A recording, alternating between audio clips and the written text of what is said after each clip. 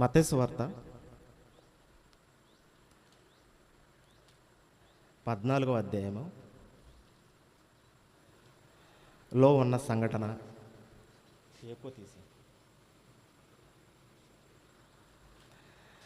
అలాగే మార్కు సువార్త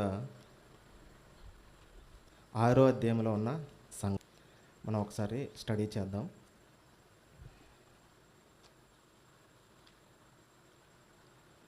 మార్కు సువార్త 6వ అధ్యాయము 30వ వచనం నుండి నేను చదువుకుంటూ కిందకి వెళ్తాను. ఒకసారి మీరు క్లియర్గా చూస్తూ ఉండండి.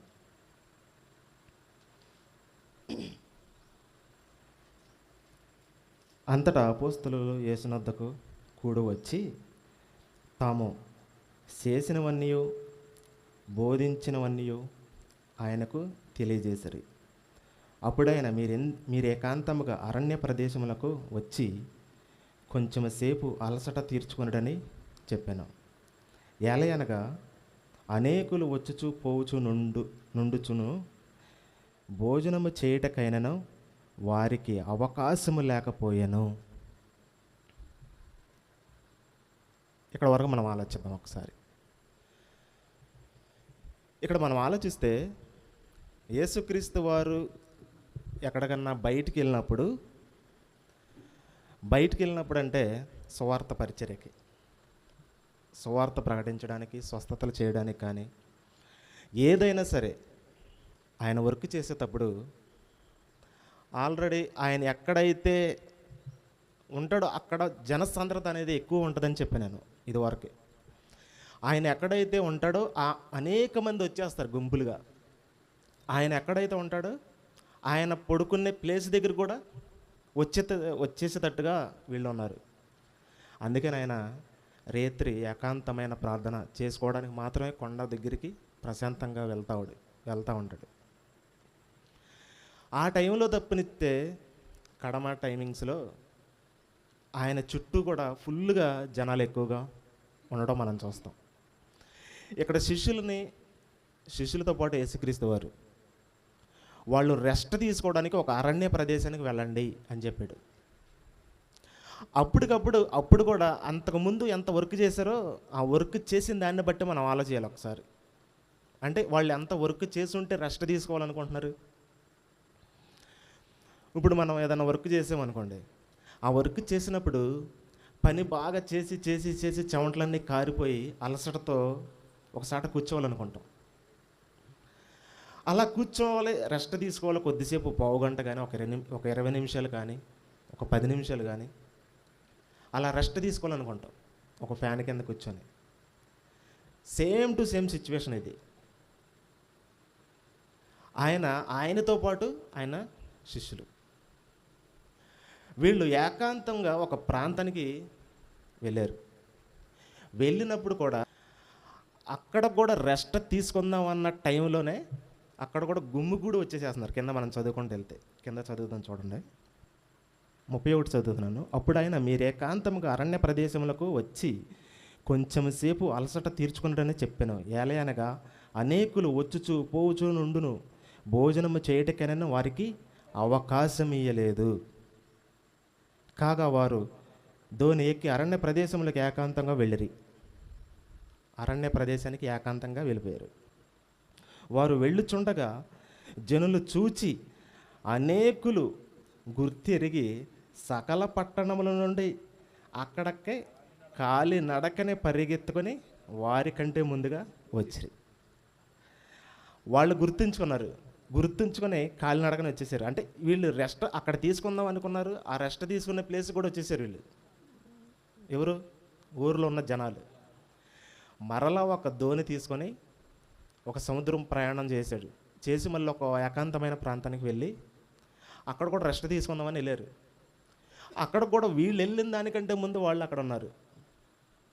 వీళ్ళు వెళ్ళకముందే అక్కడ వాళ్ళు ఉన్నారు. అప్పుడు ఇక్కడ యేసుక్రీస్తు వారు అంటున్నాడు, ఒకసారి చూద్దాం. 14వ వచనం, 34వ వచనం. గనుక యేసు వచ్చి ఆ గొప్ప జన సమూహమును చూచి వారు కాపర లేని గొర్రెల వలె ఉన్నందున వారి మీద కనికరపడి వారికి అనేక సంగతులను బోధింప సాగెను. ఇక్కడ స్టార్ట్ అయింది. ఆయన సుమారుగా ఇక్కడ ఎంతమంది ఉంటారంటే, ఆయన లెక్కించింది మగవాళ్ళ సంఖ్య 5,000 మంది. 5,000 మంది కాకుండా సుమారుగా ఒక 20,000 మంది ఉంటారు. ఆడవాళ్ళు కానీ, పిల్లలు కానీ, పురుషులు కానీ. పురుషుల సంఖ్య ఒక 5,000 సంఖ్య వేసాడు. మరి పురుషులకి వాళ్ళ భార్యలు ఉంటారు కదా, ఉంటారా ఉండరా? ఆ కాలంలో పిల్లలు ఉంటారు. అప్పుడు పుట్టటమే కానీ కటింగ్ అయితే లేదు. మరి వాళ్ళకి ఎంతమంది ఉంటారు పిల్లలు? లెక్కేయండి ఒకసారి. ఒక్కొక్క కుటుంబానికి ఒక 10 మంది ఉంటారా? సుమారుగా ఉండొచ్చేమో. ఒక కుటుంబానికి 10 మంది ఉండొచ్చు, ఒక 15 మంది ఉండొచ్చు, సుమారుగా ఒక 5గురైనా ఉండొచ్చు పక్కగా. అలాంటప్పుడు 5,000 మందినే అక్కడ కోట్ చేసినప్పుడు ఇంకొక 5,000 మంది స్త్రీలు ఉంటే ఇంకొక 10,000 మంది పిల్లలు ఉండొచ్చు సుమారుగా. అంతేనా కాదా? తప్పంటారా? అక్కడ అదే చెబుతున్నాడు, పిల్లలో స్త్రీలను కాక అని చెబుతాడు కింద. పిల్లలను స్త్రీలను కాక 5,000 మంది సంఖ్యని లెక్కించాడు. కిందకి వెళ్దాం. చదవండి, చాలండి. ఇక్కడ యేసుక్రీస్తు వారు వాక్యం బోధించాడు. బోధించిన తర్వాత వాళ్ళకి శరీరానికి కావాల్సిన ఆహారం గురించి ఆలోచిస్తున్నాడు. మరి వాళ్ళు పొద్దున్నుండి వింటూ ఉన్నారు వాక్యం చెబుతుంటే, మరి వాళ్ళకి ఆహారం మనమే పెట్టాలి అని ఫిక్స్ అయ్యి వాళ్ళ శిష్యుల్ని ఊరికి పంపిస్తాడు. ఇదిగో వాళ్ళందరి కోసం భోజనాలు సిద్ధం చేయండి అని చెప్పినప్పుడు శిష్యులు కంగారు పడతా ఉంటారు. ఎందుకంటే అంత సంఖ్యను చూసి అంత మనీ వాళ్ళ దగ్గర అయితే లేదు. అంతమందికి భోజనాలు పెట్టాలన్నా, అంతమందికి రొట్టెలు కొని తీసుకురావాలన్నా, అంతమందికి చేయాలంటే వీళ్ళ దగ్గర అయితే వనరులు లేవు. వీళ్ళ దగ్గర సంచిలో కానుకలు ఇచ్చిన వాటి కూడా చాలవు. అప్పుడు వీళ్ళే ఆలోచిస్తూ ఉన్నారు, ఏం చేయాలి ఏంటి. ఇక్కడ యేసుక్రీస్తు వారే ప్రత్యేకంగా ఎందుకు వెళ్ళమంటున్నాడు ఊరికి? అది ఒకసారి ఆలోచించాలి. యేసుక్రీస్తు చేస్తాడు కదా, ఆయన కావాలంటే చేస్తాడు. ఎందుకు వెళ్ళమన్నాడు? ఆయనకు అప్పటికప్పుడే కావాలంటే అప్పటికప్పుడే ఆయన చేసేస్తాడు. ఏదైనా ఒక కార్యం చేసేస్తాడు, ఒక అద్భుతం చేసేస్తాడు ఏదైనా. కానీ పైపెచ్చి వీళ్ళనే ఊరికి వెళ్ళి వీళ్ళకి ఆహారాన్ని సిద్ధపరచండి అని చెప్పాడు. ఇక్కడ యేసుక్రీస్తు వారు ఆయన చేయలేను అన్న కోణం మీద చెప్పట్లేదు. ఆడ అసలు వాళ్ళ ఉద్దేశం ఎలా ఉంటుంది, వాళ్ళు ఏం ఆలోచిస్తారు, అసలు దాని గురించి దాన్ని ఆలోచించి దాన్ని ఏ విధంగా వీళ్ళు వర్క్ చేస్తారన్న ఆలోచనతో చెప్పాడు. అక్కడ సుమారుగా అన్ని వేల మంది ఉంటే అన్ని వేల మందికి భోజనాలు పెట్టాలంటే చాలా కష్టం, చాలా కష్టం. అక్కడ కొండ మీద ప్రసంగం చేస్తూ ఉన్నాడు యేసుప్రభు. ఇది కూడా పస్కా పండగకే ముందు రోజులు. పస్కా పండగ దినాలు ఇంకా ముందుకి వస్తూ ఉంటాయి. అంటే కొన్ని రోజులు ఆగితే పస్కా దినాలు వస్తూ ఉంటాయి. వర్షాకాలం సీజన్, వసంతకాలం, పచ్చగా గడ్డంతా విస్తరించిపోయింది. అలా విస్తరించిపోయిన ఉన్నప్పుడు 50 మంది సీరియల్గా, అలాగే 100 మంది సీరియల్గా కూర్చోమని చెప్పాడు. భోజనానికి కూర్చోమని చెప్పి శిష్యులకి మీరు వెళ్ళి రొట్టెలు తీసుకొని రండి అని చెప్పినప్పుడు వాళ్ళు 5 రొట్టెలు 2 చేపలు మాత్రమే ఉన్నాయని చెప్పారు. 5 రొట్టెలు 2 చేపలు ఉన్నాయి అని చెప్పినప్పుడు మరి ఇవి ఎలా పంచుతాం, ఎలా అని చెప్పినప్పుడు అక్కడ యేసుక్రీస్తు వారు వాళ్ళ ఉద్దేశం ఇంకా లేదేక, వాళ్ళు ఏదో అనుకుంటున్నారు. ఇక వాళ్ళకి తీసుకురావాలంటే దగ్గరగా అక్కడ కింద రాసి ఉంటుంది చూడండి, 106 రూపాయలు ఇంచుమించు. అంటే అప్పుడు అంత మనీ వాళ్ళ దగ్గర లేదు.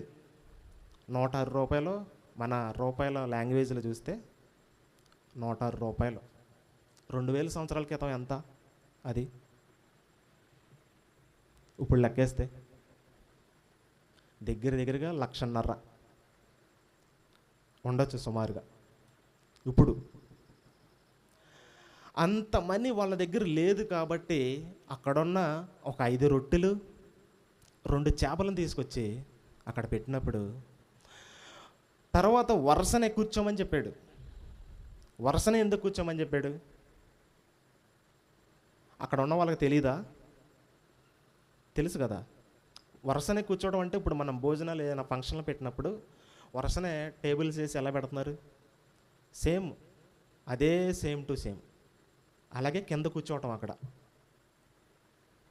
గ్రూప్స్ వైజ్గా వరుసనే లైన్లో కూర్చోవడం, పంక్తులుగా కూర్చోవడం, 1 by 1 కూర్చోవడం.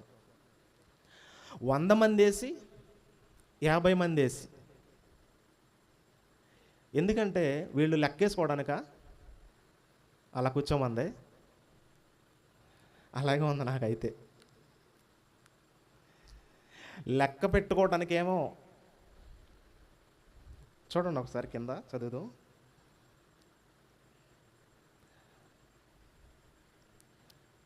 38వ వచనం చూద్దాం. అందుకైన మీ వద్దకు ఎన్ని రొట్టెలు ఉన్నవని పోయి చూడడని వారితో చెప్పాను. వారు చూచి తెలుసుకొని ఆయన వద్దకు రొట్టెలను 2 చేపలను నున్నవని. అప్పుడు ఆయన వచ్చి పంక్తులుగా కూర్చొనుడని వారికి ఆజ్ఞాపించెను. చాలండి. ఆయన ఇక్కడ మనం చాలా ఆలోచించాలి. యేసుక్రీస్తు వారి శిలువ మీద లేఖనం నెరవేరినట్లు నేను దప్పుకొనిచున్నాను అని చెప్పాడు. చెబుతున్నాడు, ఒక మాట చెప్పాడా? అలా చెప్పినప్పుడు లేఖనం నెరవేరినట్లంటే అక్కడ అంతకుముందు దేవుడు చెప్పాడు పాత నిబంధనలో. మరి ఇక్కడ ఈ ఉద్దేశం ఏంటి? ఎందుకు అలా సీరియల్లాగా కూర్చోమన్నాడు? ఇది కూడా లేఖనం నెరవేరాలి. ఆయన చేసే పనులో ప్రతిదీ కూడా లేఖనం నెరవేర్చుకుంటూ వెళ్ళాడు. చూడండి ఒకసారి, మనకే ఆశ్చర్యం అనిపించింది. కీర్తనల గ్రంథం 23వ కీర్తన 1, 2 చూడండి ఒకసారి. కీర్తనల గ్రంథం 23వ కీర్తన. యెహోవా నా కాపరి, నాకు లేమి కలుగదు. పచ్చిక గల చోట్ల ఆయన నన్ను పరుండజేయుచున్నాడు. శాంతికరమైన జనముల యొద్ద నన్ను నడిపించుచున్నాడు అన్న లేఖనాన్ని అక్కడ నెరవేరుస్తూ ఉన్నాడు. పచ్చిక గల చోట్ల ప్రతి ఒక్కరికి వాక్యాన్ని చెప్పేశాడు. ఆత్మీయమైన ఆహారాన్ని బోధించాడు. ఆత్మీయమైన ఆహారంతో పాటు శరీరానికి కావలసినటువంటి ఆహారాన్ని కూడా ఇక్కడ సిద్ధపరుస్తూ ఉన్నాడు. మరి అక్కడ శరీరానికి కావలసినటువంటి ఆహారం కావాలంటే అక్కడ తాను ఏదో చెప్పుకోవాలనుకుంటున్నాడు. అప్పటి వరకు అక్కడ ఉన్న జనసాంద్రత చాలామంది ఉంటారు. యూదులు ఉన్నారు, చుట్టుపక్కల అన్ని జనులు ఉంటారు, అందరూ మిక్సింగ్ అయిపోయి ఉన్నారు అక్కడ జనాలు. అలాంటప్పుడు వాళ్ళకి ఏం చూపించాలి? వాళ్ళకి భోజనం పెట్టిన తర్వాత తాను ఏం చూపించుకోవాలనుకుంటున్నాడంటే, నేనే దేవుణ్ణి అని చెప్పుకోవాలనుకుంటున్నాడు. వీళ్ళు డైరెక్ట్గా చెబితే నమ్మరు. వీళ్ళు యేసుక్రీస్తు ఏమన్నా అప్పటికప్పుడే సూచక్రియలు చేయడం కాదు. ఆయన ఏం కొత్తగా సూచక్రియలు ఏం చేయట్లేదు. పాత నిబంధనలో ఉన్న వాటినే చేస్తున్నాడు. పాత నిబంధనలో ఉన్న సూచక్రియలను ఇక్కడ కూడా చేస్తున్నాడు, న్యూ టెస్ట్మెంట్లో కూడా. మరి అలా చేయకపోతే వాళ్ళు యూదులు నమ్మరు కదా. ఇదేంటి కొత్తగా చేస్తున్నావు నువ్వు, కొత్తగా విడ్డూరంగా ఉందేంటి అంటారు. ఆ కాలంలో ప్రవక్తలు కానీ, న్యాయాధిపతులు కానీ, అలాగే లేవీల కాలంలో కానీ, అలాంటప్పుడు వాళ్ళకు బాగా గుర్తుండే విషయాలు ఉంటాయి. ధర్మశాస్త్రంలో వాళ్ళు బాగా జ్ఞాపకం చేసుకున్నటువంటి విషయాలు ఉంటాయి. అలాంటి విషయాలను రిపీట్ చేసి వాళ్ళకు చూపిస్తుంటే ఆ టైంలో ఎలా ఉంటుంది?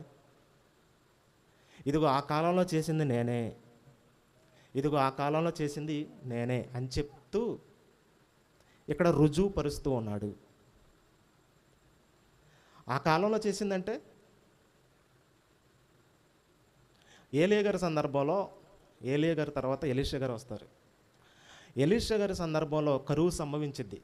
యూదులకి, ఆ చుట్టుపక్కల ఉన్న ఇజ్రాయేల్ జనాంగానికి పొలాలు మొత్తం పంట లేక చాలా ఇబ్బందులు పడుతూ ఉంటారు. ఆ టైంలో ఏమైందంటే చాలామంది ఆహారం కొదువై చాలా ఇబ్బందులు పడుతూ ఉంటారు యూదులు, ఇజ్రాయేల్ జనాంగం. అప్పుడు ఏం చేస్తారంటే వీళ్ళు పంట పొలాలకు వెళ్ళి ఆ యొక్క లోపల దుంపలు అవి కానీ ఇవి కానీ పరిగెలు ఏరుకొని వస్తూ ఉంటారు. ఆ వచ్చినప్పుడు అంటే ఆహారం లేదు, కరువు. అందుకే కదా ఏలియా గారికి కాకులు తీసుకెళ్ళి ఆహారం ఇచ్చింది. ఆ టైంలో ఎలీషా గారు ఉన్న టైంలో కూడా కరువు సంభవించింది.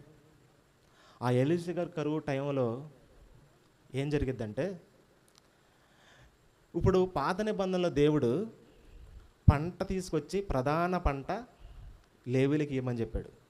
ప్రధాన పంటను లేవీలకి ఇవ్వమని చెప్పాడు. దాంతోపాటు సేవకులకు కూడా ఇవ్వమని చెప్పాడు. ఎలీషా గారు సేవకుడే కదా, ప్రవక్త.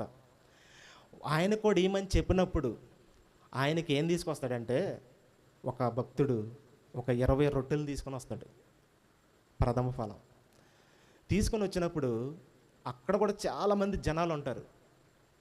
ఆయన కూడా ప్రసంగం చేస్తాడు, దేవుడి గురించి చెబుతాడు అన్నీ. ఆయన కూడా చాలా అద్భుతాలు చేశాడు బైబిల్లో. ఏలియా గారు అద్భుతాలు ఎలా చేశాడు, ఎలీషా గారు కూడా అన్ని అద్భుతాలు చేశాడు. అలా చేసినప్పుడు ఆ సిచ్యువేషన్లో ఏం జరిగిందంటే, ఆ పంట ఆయన 20 రొట్టెలు తీసుకొచ్చినప్పుడు అక్కడున్న జనాలకి సరిపోవాయి.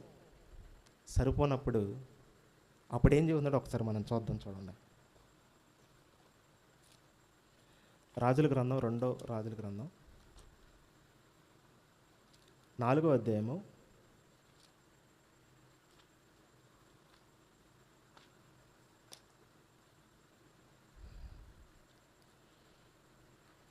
42వ వచనం ఒకసారి చూడండి. 20 రొట్టెలు తీసుకొని వచ్చాడు ఒక భక్తుడు, కానుకగా ఇచ్చాడు. ఇచ్చినప్పుడు అక్కడున్న జనాలు చాలామంది ఉన్నారు, చాలామంది జనసంఖ్య ఉంది. ఆ జనసంఖ్య చాలామంది ఉన్నప్పుడు ఎలీషా గారు ఇదిగో అందరికి పంచండి, అందరికి పెట్టండి, అందరికీ ఇవ్వండి అని చెప్పాడు.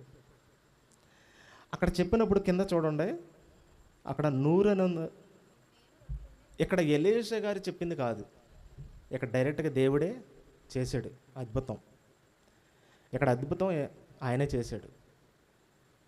ఇలా పంట తీసుకురావాలి, ఇలా ఇవ్వాలన్న ఉద్దేశం ఎవరు చెప్పారు? దేవుడే చెప్పాడు. లేవీలకి ప్రథమ ఫలం పంట తీసుకొని రావాలి అని ఇజ్రాయేల్ జనాంగానికి చెబుతాడు. ఒకసారి ఆ రెఫరెన్స్ కూడా చూద్దాం. సంఖ్యాకాండం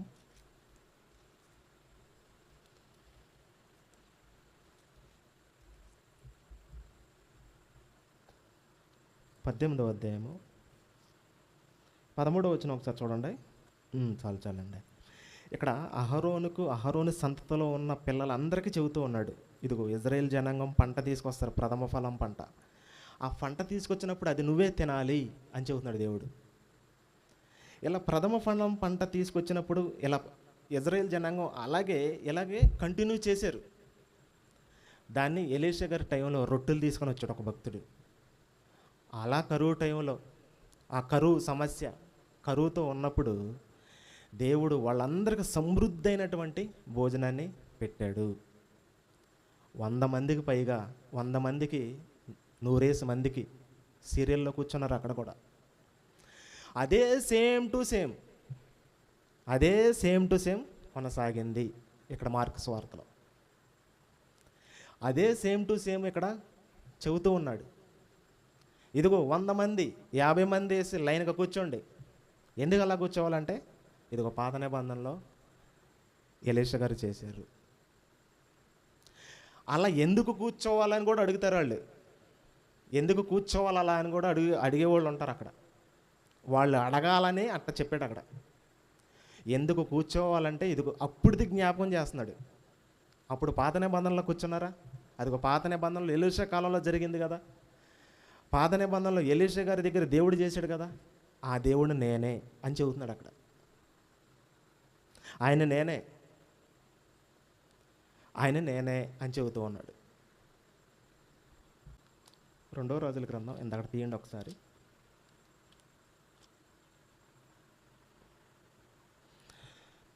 మరియు ఒకడు బయల్షాయ నుండి మొదట పంట తీసుకొని వచ్చాడు. ఇక్కడ బయల్షాయను అంటే అదే ప్రాంతం అంటే యోసేపు కుమారుడు ఉన్నాడు చూసారా, ఎఫ్రాయిము. ఎఫ్రాయిము జీవించే భూభాగంలో ఇదివరకు ఏం జరిగిందంటే కానానులు నివసించేవాళ్ళు. అసలు ఇజ్రాయేల్ జనాంగం ఇజ్రాయేల్ దేశాన్ని స్వతంత్రించుకోకముందు కానానీయులు అని చాలామంది అన్ని జనులు ఉన్నారు. వాళ్ళు ఉన్నప్పుడు పెట్టుకున్నటువంటి పేరు, ఒక పేరు ఉంది, ఆ పేరు ఇది, ఆ పేరే ఇది. వాళ్ళు పెట్టుకున్నటువంటి పేరు, కానీ దీన్ని ఇక్కడ కోట్ చేశాడు అలాగే. అంటే ఎఫ్రాయిము ఉన్న ప్రాంతంలో భూభాగంలో ఉన్నటువంటి పేరు, దాన్నే ఇప్పుడు బయలు అని పిలుస్తారు. బయలు అంటే వాక్యం దానికి ఒకటి మీనింగ్ చూపించింది, దేవతలు, బయలు దేవతలు. ఆ బయలు అంటే బయలు దేవతలకు పూజలు చేసేవాళ్ళు వాళ్ళు. ఆ బయలు దేవతలకు పూజలు చేసి ఆ దేవతలో పెట్టుకునే విగ్రహాలు కానీ అవన్నీ కూడా అక్కడ ఉండేవి. ఆ ఊరు నుండి వచ్చాడు ఆ భక్తుడు. ఎక్కడికి వచ్చాడంటే ఎలీషా గారి దగ్గరికి వచ్చాడు. ఎలీషా గారి దగ్గరికి వచ్చి 20 రొట్లు కానుకగా ఇచ్చాడు. ఆ ఇచ్చినటువంటి దానిని అక్కడ మార్కు గారు అలాగే మత్తయ్య గారు కోట్ చేశారు. అక్కడ యేసుక్రీస్తు వారు చెప్పేది కూడా అదే. పాత నిబంధనలో జరిగినటువంటి సిచ్యువేషన్ని గుర్తు చేసి ఆయన ఏది చెప్పినా ఏది చేసినా కానీ పాతదాన్నే చూపించుకుంటూ చేశాడు. ఆయన ఏ అద్భుతం చేసినా ఏ సూచక్రియ చేసినా పాతదాన్ని చూపించుకుంటూ వాళ్ళకి చేశాడు. ఇది ఇక్కడ పాత నిబంధనలు చూపించుకుంటూ ఆ కార్యాన్ని అక్కడ చేశాడు. ఇక్కడ 100 మంది 50 మంది అంటే దానికి సీరియల్ ఇక్కడ చూపించాడు కదా. పచ్చక బయళ్ళు అంటే దానికి ఒక లేఖనం చూపించాం కదా, కీర్తన గ్రంథం. అలా ప్రతిది కూడా ఆయన చేసే ప్రతి పని చేసేది మొత్తం కూడా లేఖనానుసారంగా ఉంది. ఆయన వర్క్ చేసుకుంటా కంప్లీట్ చేసుకుంటూ వెళ్తూ ఉన్నాడు. అద్భుతాలు చేస్తున్నాడు. అద్భుతాలు ఎక్కడి నుండి చేస్తున్నాడు అంటే పాత నిబంధనలో ప్రతి ఒక్కటి చూడాలి. ఇదిగో పాత నిబంధనలో ఉన్న దేవుణ్ణి నేను అని చెబుతూ ఉన్నాడు. అక్కడ చేసినటువంటి కార్యాలు నేనే. మోషే దగ్గర మన్నాని తీసుకొచ్చింది నేనే. ఆ మన్నా తిన్నది కూడా మీరు. దాన్ని జ్ఞాపకం చేసుకోండి. సృష్టిని చేసినప్పుడు సృష్టిలో మంచి ఫలాలను పెట్టింది నేనే. అవ్వ ఆదములు పండ్లు మంచి శ్రేష్టమైన భోజనం భుజించారు. అవన్నీ చేసింది ఎవరు? నేనే అని చెబుతున్నాడు. నా ద్వారాగే నాలో నుండే అవి వచ్చినాయి అని చెబుతున్నాడు. 41:6-41 ఒకసారి చదువుదాం. అక్కడ ఎలీషా గారి దగ్గర కూడా చాలా మిగిలిపోయినాయి సమృద్ధి. సేమ్ రీజను ఇక్కడ కూడా 12 గంపలు ఎత్తారు. అంటే సుమారుగా 20,000 మంది తిన్న తర్వాత కూడా శ్రేష్టమైన ఫుడ్డు ఇంకా దేవుడు ఆశీర్వదించాడంటే అది కొలత లేనటువంటిదిగా ఉంటుంది. అసలు మనం ఎంత వద్రో బాబు అనుకున్నా కానీ వచ్చింది. అది ఇక్కడ చూపిస్తున్నాడు. అక్కడ ఎలీషా గారి దగ్గర చూపించాడు, అక్కడ కూడా శ్రేష్టంగా మిగిలిపోయింది తిన్నాక. ఇక్కడ 12 గంపలు ఎత్తారు. ఇక్కడ 5,000 మంది 2 చేపలు. అది చెప్పి నేను ముగించేస్తా. ఇక్కడ 5,000 మందిని ఎందుకు కౌంట్ చేశాడు దేవుడు? స్త్రీలను లెక్కలేరా? చెప్పండి ఒకసారి. ఆయన దృష్టిలో లేడీస్ లేరా? చెప్పండి. దేవుడి దృష్టిలో ఆడవాళ్ళు లేరా అని. ఆయన దృష్టిలో ఆడవాళ్ళు కూడా ఉంటారు. కానీ ఇక్కడ పురుషులు మాత్రం 5,000 కింద లెక్కేసాడు. 5,000 లెక్కేయడం అంటే ఆయన ఉద్దేశం ఏంటి? అంతకుముందు ఆయన పంక్తులుగా కూర్చోమని చెప్పాడా? కూర్చోమని చెప్పిన తర్వాత ఆయన భోజనం పెట్టకముందు, రొట్టెలు పెట్టకముందు ఏం చేశాడు? ఆయన వాక్యం ప్రకటించాడు. ఆ వాక్యం ప్రకటించిన తర్వాత ఆ మనుషులలోకి అది వెళ్ళిపోయిన తర్వాత వాళ్ళ స్థితి ఏంటో చేంజ్ అయిపోయింది. ఆ చేంజ్ అయిపోయినటువంటి వాళ్ళని కౌంట్ చేసుకున్నాడు దేవుడు. వాళ్ళ జీవితం చేంజ్ అయిపోయింది. వాళ్ళ స్థితిగతులు మారిపోయినాయి. వాళ్ళని కౌంట్ చేసుకోవడం అంటే పురుషులను కూడా కౌంట్ చేశాడు అక్కడ. అంటే వాళ్ళు వాక్యాన్ని బోధించేటట్టుగా సిద్ధం చేయాలన్న ఉద్దేశం మేరకే ఇక్కడ 5,000 కౌంట్ చేశాడు. వాళ్ళు కూడా వెళ్ళి బయటికి వెళ్ళి వాక్యం చెప్పాలన్న ఉద్దేశం. అంతేకాని ఇక్కడ పిల్లల్ని వదిలేసి ఆడవాళ్ళని వదిలేసి చేయడం కాదు. ఆయన ఉద్దేశం ఒకటి ఉంది అక్కడ. బయట సమాజంలోకి వెళ్ళి వాక్యం చెప్పేటట్టుగా ఉండాలి అని. ఇక్కడ 2 చేపలు చెప్పాడు. 2 చేపలు అంటే గలిలయ సముద్రంలో నుండి తీసుకొచ్చారు. అవి గలిలయ సముద్రం నుండి, ఆ గలిలయ ప్రాంతంలో యేసుక్రీస్తు వారు చాలా పరిచర్య చేశాడు. అక్కడ నుండి తీసుకొచ్చినటువంటి చేపలకి గలిలయ సముద్రం చాలా ప్రఖ్యాతిగాంచింది. ఆ చుట్టుపక్కల వాళ్ళ జీవనోపాధం, శిష్యులలో కూడా చాలామంది అక్కడే చేపలు పట్టి వాళ్ళ జీవనాన్ని కొనసాగించారు యేసుక్రీస్తు రాకముందు. తర్వాత యేసుక్రీస్తు వచ్చిన తర్వాత వలలో పడేసి వచ్చేసారు. అప్పుడు మనం ఆలోచిస్తే ఆ గలిలయ సముద్రం నుండి తీసుకొచ్చినటువంటి చేపల్ని ఎందుకు 2 చేపల్ని ఎందుకు తీసుకొచ్చారు అక్కడ? ఒక 10 తీసుకురావచ్చుగా. ఒక 5 రొట్టెలు తీసుకొచ్చినట్టు 5 చేపలు తీసుకురావచ్చుగా. కాదు, 2 చేపలే తీసుకురావాలి. ఎందుకని చెప్పండి? 2 చేపలనే ఎందుకు తీసుకురావాలంటే అక్కడ యేసుక్రీస్తు వారు యూదులని ప్లస్ అన్యజనులని ఒకటి చేసేస్తున్నాడు వాక్యంతో. ఆ చేపలో ఒకటి యూదులు, ఇంకొకటి అన్యజనులు. వాళ్ళందరినీ తన ద్వారాగా, తన వాక్యం ద్వారాగా తన ప్రాణం పెట్టిన తర్వాత ఒకటి కాబోతారు. అంటే ఒకే దాని మీదకే రావాలి. అన్యజనులను సూచిస్తుంది ఒక చేప, ఇంకో చేప యూదుల్ని సూచిస్తుంది. వాళ్ళిద్దరు కలిసి నా దగ్గరికి రావాలంటే వాళ్ళిద్దరిని ఏకం చేయాలి. అందుకే 2 చేపలు తీసుకొచ్చారు. 10 చేపలు తీసుకురావచ్చు అంటే 10 చేపలు కూడా తేవచ్చు. కానీ దేవుడు ప్రణాళిక అది కాదు. యూదులతో పాటు యూదుల కోసం వచ్చాడు ఆయన ఫస్ట్. తర్వాత అన్ని జనులను కూడా ఆయన, ఇక్కడ యోహాను సువార్తలో చెబుతాడు కదా, నా దొడ్డివి కానివి వేరే గొర్రెలు నాకున్నాయి. యోహాను సువార్త 10వ అధ్యాయంలో చెబుతాడు. వాటిని కూడా తోడుకొని నేను రావాలని చెబుతాడు. అలాంటప్పుడు ఆ దొడ్డికి కానీ అంటే అన్ని జనులు, ఆ దొడ్డికి కానీ అంటే అసలు దేవుడిని ఎరగనటువంటి జనాలు, అసలు దేవుడే తెలియనటువంటి జనాలు, దైవాలు లేనటువంటి వాటిని పూజించేటువంటి జనాలు, దైవం లేనటువంటి దానిని దైవంగా భావించే జనాలు. అటువంటి సిచ్యువేషన్లో ప్రతి ఒక్కరిని ప్రేమిస్తున్నాడు దేవుడు. ఆయనకి తన మన చిన్న పెద్ద అలాంటి భేదాలు ఏమి లేవు. అందుకని ఆయన ప్రేమ ఏంటో ఇక్కడే తెలిసిపోతుంది. ప్రతి ఒక్కరు రక్షణ పొందాలి ఆయన ఉద్దేశం. ప్రతి ఒక్కరు రక్షణ పొందాలి.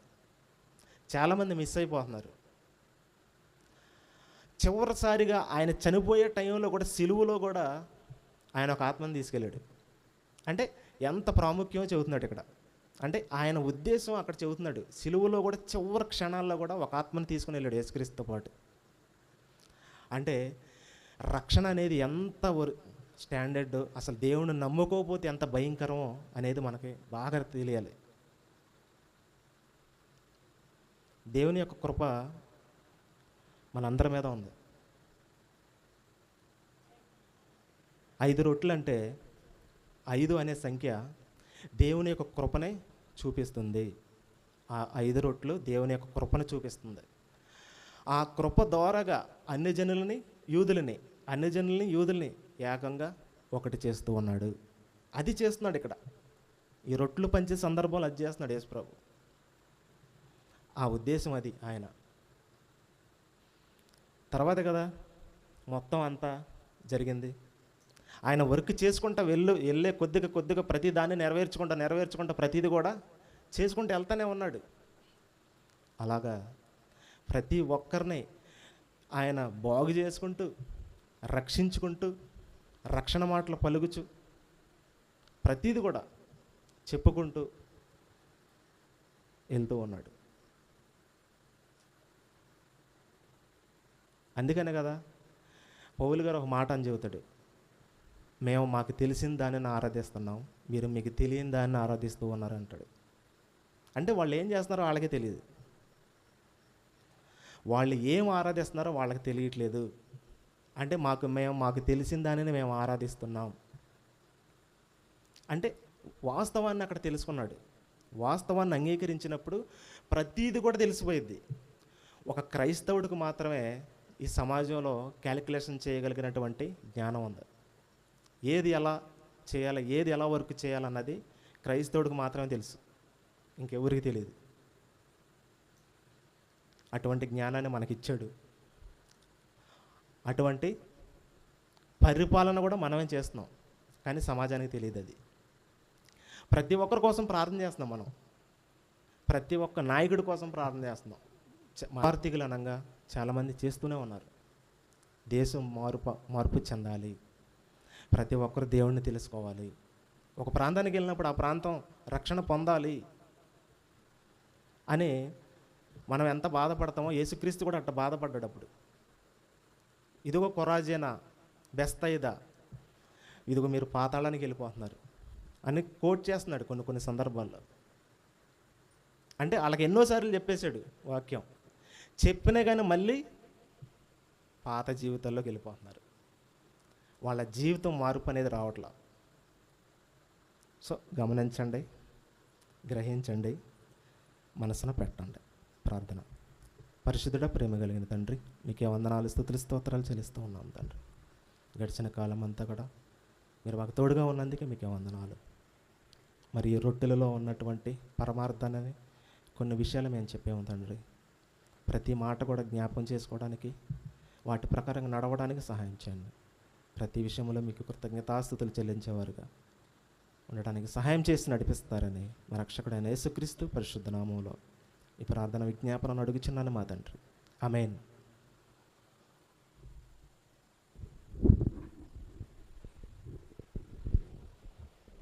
మంచిగా వాక్యాన్ని అందించిన అనేక వందనాలు. అందరం ఒకసారి లేచి నిలబడితే చిన్న ప్రార్థన చేసుకుని మనం వాక్యంలోనికి వెళ్దాం. ఒకసారి అందరూ నిలబడండి.